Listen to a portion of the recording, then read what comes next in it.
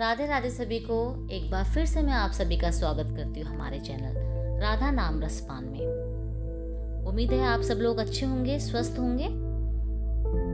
तो जब भी हम कभी प्रेम के बारे में बात करते हैं तो हमारे मन में श्री कृष्ण और राधा जी की छवि आती है, क्योंकि उनका जो प्रेम है वो निस्वार्थ है, उसकी तुलना हम किसी से नहीं कर सकते।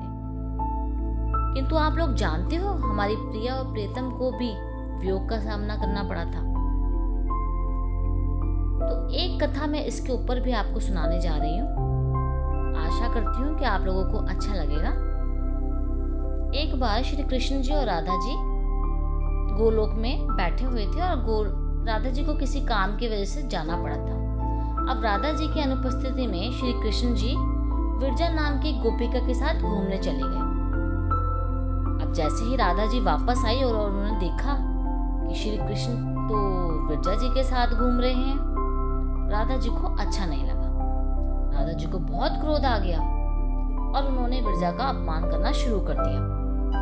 विरजा सखी भी जान गई थी कि राधा जी का भाव को इस समय, और वो उनके भाव को देखकर उसी समय नदी रूप में प्रभावित हो गई। अब उनके जाने के बाद राधा जी ने कृष्ण जी को कठोर शब्द कहने शुरू कर दिए। अब उनके सखा सुदामा जी उनके पास बैठे हुए थे। सुदामा जी को ये सब देखकर अच्छा नहीं लगा।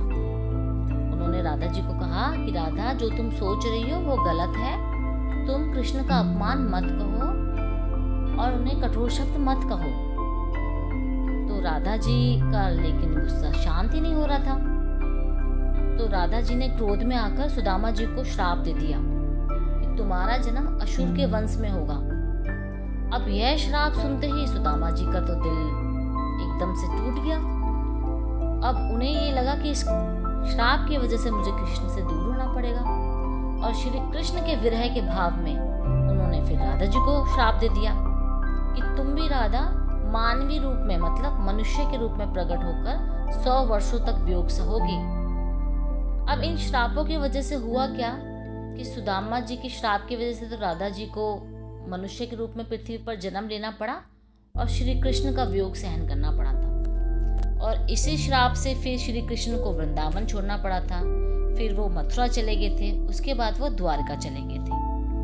तो इस तरीके से हमारी प्रिया और प्रियतम को भी वियोग का सामना करना पड़ा था, लेकिन उनके प्रेम में कोई कमी नहीं आई थी। तो हमें भी उनसे यही सीखना चाहिए कि हमारे जीवन में कोई भी कठिनाई आ जाए, कोई भी मुसीबत आ जाए, लेकिन हमें एक दूसरे पर विश्वास रखना चाहिए और अपने प्रेम में कोई कमी नहीं रखनी चाहिए। तो आशा करती हूँ आप सभी को मेरी ये कथा अच्छी लगी होगी, और प्लीज़ कमेंट करके मुझे ज़रूर बताइएगा। राधे राधे सभी को।